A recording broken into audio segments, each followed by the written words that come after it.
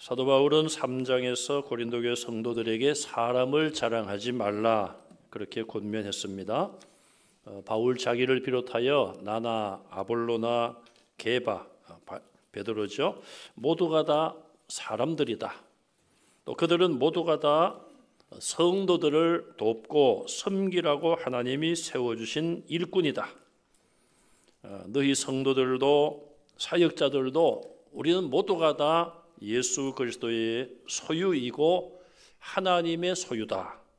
그러므로 사역자들을 절대시하거나 지나치게 그들을 높이거나 그 결과로 당을 지어서 서로 다투지 말라.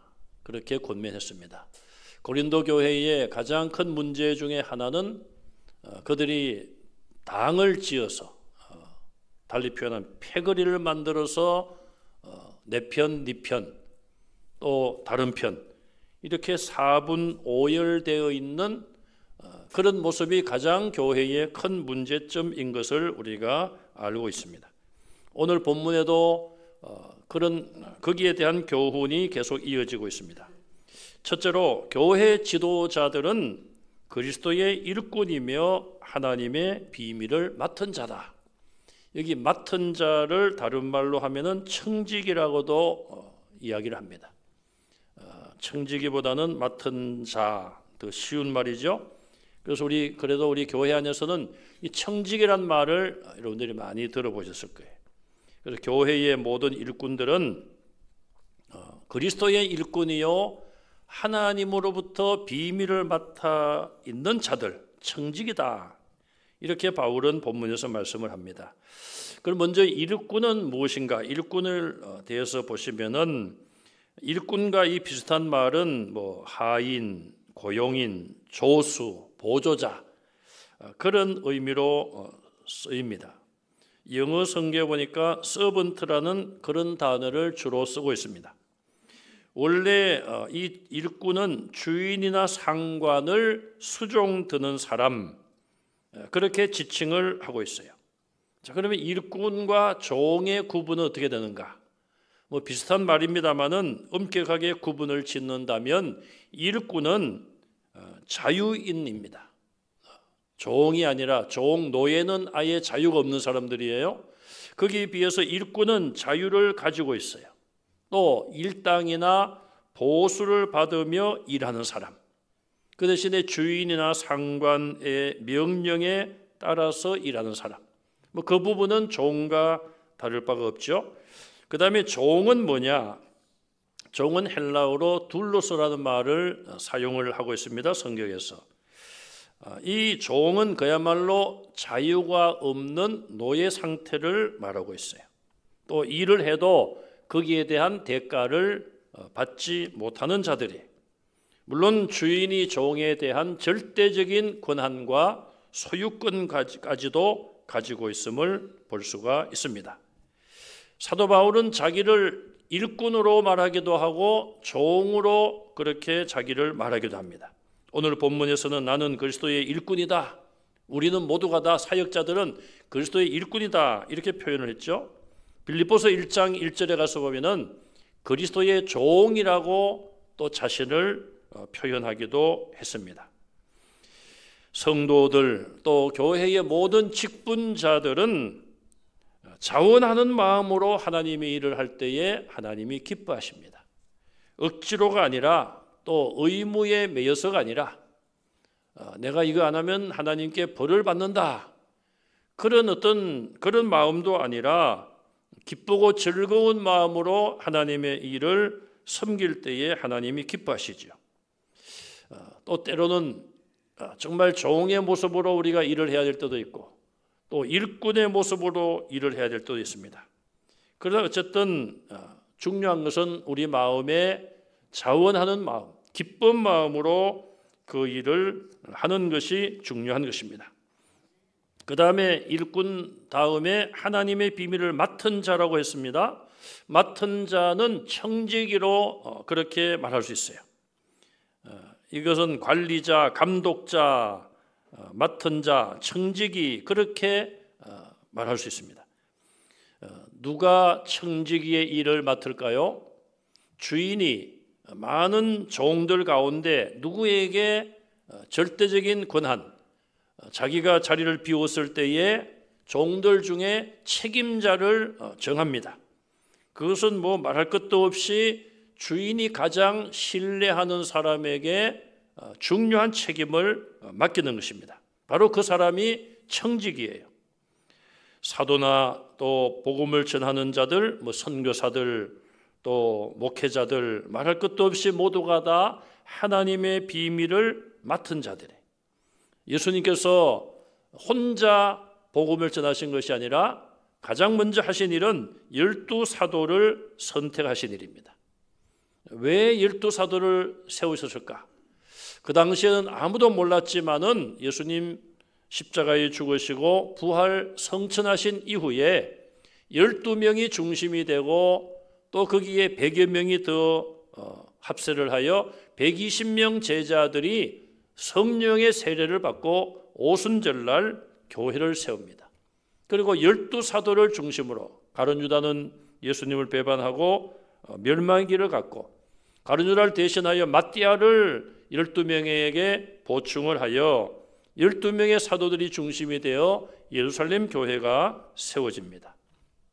그리고 그 교회는 사도행전 1장 8절에 땅 끝까지 이르러 내 증인이 되라는 예수님의 그 명령을 실천하는 전진 기지가 된 거예요. 예루살렘 교회에서 그들이 흩어져서 복음을 전하게 된 것입니다. 마태복음, 마가복음, 누가복음 맨 뒤쪽에 그리고 사도행전 1장 8절에서 예수님은 12제자들에게 너희는 모든 민족에게 가서 복음을 전하라. 땅 끝까지 이르러 내 증인이 되라. 그렇게 그들에게 사명을 맡겨주셨어요.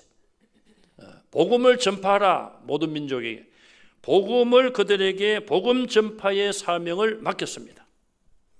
그러므로 12사도를 비롯하여 100여 명의 제자들과 초대 예루살렘 교회 성도들은 예수님으로부터 복음을 전하라는 귀한 사명을 맡은 자들이에요. 그런데 그들이 처음에 어떻게 했습니까? 복음을 다른 곳에 가서 전하지 않았습니다. 예루살렘 지역에 한정되어서 열심히 전도했고 예루살렘 교회는 뭐 하루에 3,000명, 4,000명 놀라운 그런 회개의 운동이 일어나고 유대교에서 기독교로 돌아오는 그런 놀라운 부흥의 역사가 일어났습니다. 그래서 예루살렘 교회만 계속 커진 거예요. 그러자 어떤 일이 일어납니까? 서대반 집사님이 순교를 당하고 교회에 그것을 시점으로 큰 박해가 일어납니다. 외부에서부터 교회 성도들을 박해합니다. 그러니까 이 성도들이 어느 정도 박해를 당했는가 하면 자기들의 모든 생활 기반을 포기하고 고향을 떠나고 고국을 떠나야 되는 그런 큰 위기를 맞이했어요. 흩어진 자들, 그들이 이제 흩어져서 복음을 전하게 된 것이죠. 그래서 그들이 북서쪽으로 올라가면서 지금으로 말하면은 터키, 그리스 이런 나라 쪽으로 올라가면서 그들이 복음을 전했죠. 그래서 요한계시록을 보시면은 2장과 3장에 7교회가 나오지 않습니까? 사도 요한이 계시를 받아 7교회에 대한 편지를 씁니다. 거기 나오는 7교회가 지금으로 말하면은 모두가 다 터키에 있는 교회들이. 그들은 예루살렘 교회 성도들이 박해를 받고 흩어져서 북서쪽으로 올라가면서 그들이 복음을 전했기 때문에 터키와 그리스 그쪽으로 교회들이 세워지고 성경에 나오는 교회들이 교회 이름들이 대부분 그쪽에 존재하고 있었던 것입니다. 가만히 있었으면은 그렇게 되지 않았을 텐데 가만히 있자 예수님 말씀에 순종하지 않자 박해를 받게 함으로써 그들이 떠날 수밖에 없는 흩어질 수밖에 없는 자기 나라에 살 수 없는 그런 환경에 처하여 그들은 흩어져서 복음을 전하기 시작했습니다. 사도 바울이 3차의 이런 선교 여행을 통하여서 유럽 지역에 복음을 전하기 시작을 한 것입니다. 이것이 바로 복음 전파가 주님께로부터 맡은 바 귀한 일이었습니다. 그래서 청지기는 맡은 그 일을 성실하게 감당하는 것이 청지기가 해야 될 일입니다. 마태복음 25장 14절 이하에 보면은 예수님의 비유 가운데 잘 아시는 달란트 비유가 나옵니다. 주인이 외국에 나가기 전에 종들 3명을 불러가지고 자기의 재산을 맡깁니다. 5달란트, 2달란트, 1달란트를 각각 맡겼다 그렇게 말하고 있어요. 바로 오늘 본문에도 1절 하반절에 하나님의 비밀을 맡은 자이다. 예수님의 비유에 나오는 주인이 맡긴 그 말과 오늘 본문에 하나님의 비밀을 맡았다는 말이 같은 말이라 이 말이에요. 그러면 맡은 자들에게 구할 것은 무엇인가? 충성해야 된다. 그것이 바울이 본문에서 말씀하는 두 번째 주제입니다. 자, 하나님으로부터 예수님으로부터 그런 사명을 비밀을 맡았다면 그는 맡은 일에 충성을 해야 된다. 그렇게 권면하고 있습니다. 충성이란 말은 헬라어로 피스토스라는 단어를 쓰는데 신앙이란 말은 피스티스예요. 같은 어원이고 내용이 비슷합니다. 자, 충성이란 말은 피스토스, 신앙이란 말은 피스티스라는 단어를 쓰고 있어요. 결국은 믿는 것과 또 충성하는 것에는 많은 닮은 점이 있는 것을 볼 수 있어요. 하나님을 믿는 성도들은 충성한 사람들이, 충성스러운 사람들이 돼야 돼요. 모든 일에 충성을 하는 자들이 신실한 하나님의 자녀들이고 일꾼들입니다. 주인은 어떤 일꾼을 믿을 수 있을까요? 주인이 어떤 일을 맡겨놓았을 때에 그 종이 충성스럽게 성실하게 변함없이 일하는 그런 일꾼을 주인은 믿는 것이죠. 하나님의 일, 하나님의 교회의 일은 우리가 사람 앞에 충성하는 것이 아니라 하나님 앞에 충성해야 돼요. 앞서도 말씀드렸습니다만 우리가 진실된 마음으로 자원하는 마음으로 하나님께 충성하면 하나님이 얼마나 기뻐하시겠습니까? 또 그것은 사람들에게도 감동을 줄 수가 있는 일이에요. 충성스러운 일꾼이 되기 위해서는 많은 노력이 필요하고 사랑의 수고도 필요한 것이죠. 헌신이 필요하기도 합니다. 오늘 뉴스를 보니까요. 어느 나라인가요? 키르기즈스탄인가? 그 비슷한 나라인데요. 제가 정하진 않은데 언뜻 이렇게 지나가면서 잠깐 들었어요. 공항 검색대에서 어떤 남자가 여자 성무원을 인질로 잡고 흉기로, 칼인 것 같아요. 칼로 여자 성무원을 인질로 딱 잡고 막 위협을 하고 있었다고 합니다. 그때에 어떤 남자가 딱 나서서 여자는 놔주고 나를 인질로 잡으라. 그랬더니 또 이 칼을 이렇게 겨누고 있던 이 사람이 범인이죠. 이 범인이 또 그 말을 듣고 조금은 착한 것 같아요. 여자를 풀어줬어요. 풀어줬어요. 그런데 그 잠깐 화면에 보니까 인질을 자처한 그 남자분이 체격도 있고 그렇더라고요. 그런데 어떻게 뭘 믿고 그랬는지 어쨌든 풀어줬대요. 풀어주고 이제 그 남자를 인질로 딱 이렇게 하고 있는데 그러니 이렇게 대화를 하다가 이 남자가 그 흉기를 확 뺏었어요. 나중에 보니까 이분이 그 나라의 복싱 선수예요. 과거에 한 주먹 했던 사람이에요. 아주 유명한 그 나라의 복싱 선수더라고요.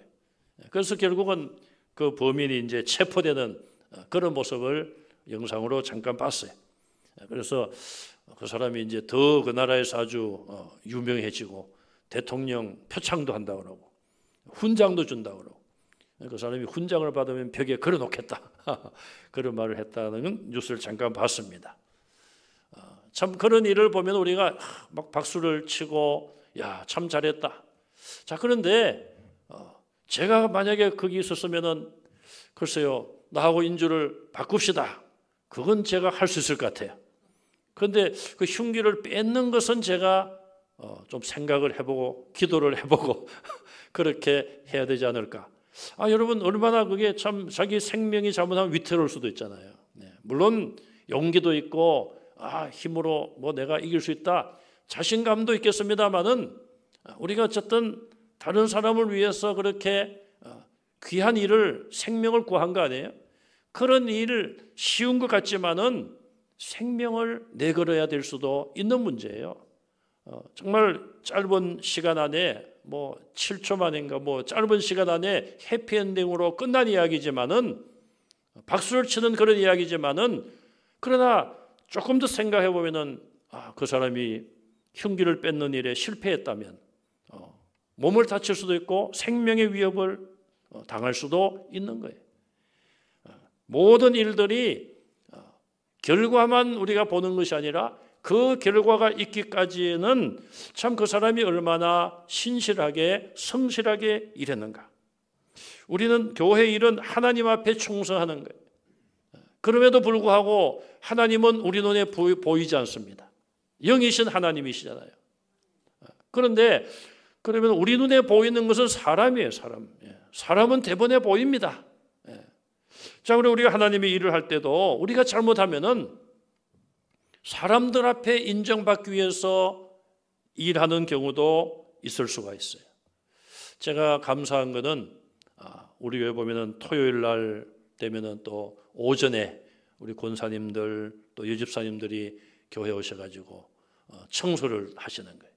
더우나 추우나 누가 보든지 안 보든지 청소를 하시는 거예요. 자, 뭐 그뿐 아니라 뭐 주차 봉사하는 분들이나 또 모든 봉사하는 분들은 다 합니다. 다. 제가 혹시 빠질까 봐 그냥 다라고 하겠습니다. 봉사하시는 분들 다. 그분들이 하나님의 일을 맡아서 하나님 앞에 충성하는 것이지 사람들에게 인정받으려고 하겠습니까? 제가 오래전에 미국에서 이제 와서 얼마 안 돼서 사랑의 교회에서 그 개최하는 칼 목회자 세미나를 제가 갔어요. 미국에 있느라고 뭐 기회가 없었는데 귀국을 하고 갔습니다. 이제 모든 교육이 끝나고 마지막 마치기 전에 그 구역에 방문하는 일이 있습니다. 구역에. 그래서 가서 이제 우리로 말하면 구역이죠. 그런 구역에 가서 제가 예배를 인도하는 거예요. 그러면 이제 거기는 구역 조직이 어떻게 되는가 그걸 보러 가는 거예요. 그 강남 아닙니까? 잘 사는 동네. 근데 저는 잘 사는 동네에 걸린 게 아니라 못 사는 동네에 걸렸어요. 그래서 갔는데 구역장하고 권찰하고 이제 제가 만났습니다. 만나서 그 집을 찾아갔어요. 그런데 다른 구역 식구들은 아무도 없어요. 구역 예배를 드리는데. 그 들어갔더니 뭐 집도 좀 허름하고요.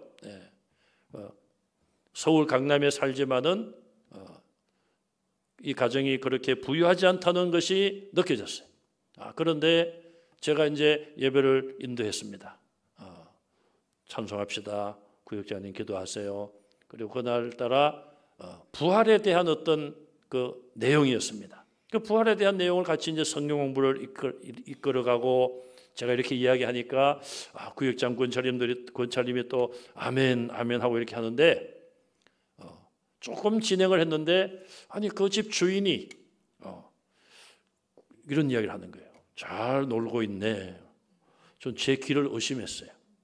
아니 다른 교회도 아니고 어디 시골 교회도 아니고 사랑의 교회인데 그리고 외부에서 다른 교회 목사가 와서 그 구역에 와서 예배를 인도하는데 그럼 잘 듣고 은혜를 받고 이래야 되는데 잘들 놀고 있네. 목사가 얘기하면은 구역장 권찰이 아멘 아멘 하고 하니까 세 사람이 잘 놀고 있네. 그런 뜻이에요. 제가 참 굉장한 충격을 받았어요. 제가 지금 한 21년 가까이 된 일인데 아직까지 제가 그 교회 담임 목사에게 그런 이야기를 안 했어요. 안 했는데 제가 그러면서 느낀 게 많았습니다. 제가 그 말씀을 드리고자 하는 것은 그 구역장 권찰님의 믿음이 훌륭하다는 거예요. 여러분, 목사가 가서 예배를 인도하는데도 반응이 그렇다면 구역장이 와서 예배를 인도하면은 어떻게 반응을 할까?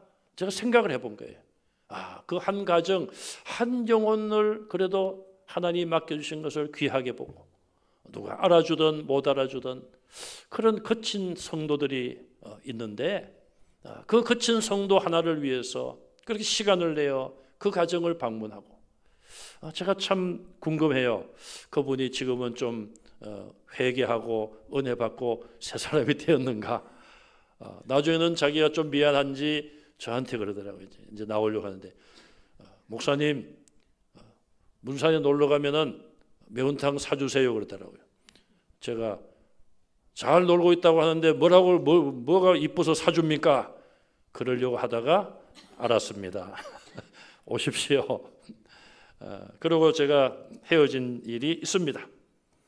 여러분, 교회 봉사를 하시다 보면은 그런 일도 만날 것이고 별 일을 다 겪을 거예요. 중요한 것은 하나님이 내게 맡겨주셨다.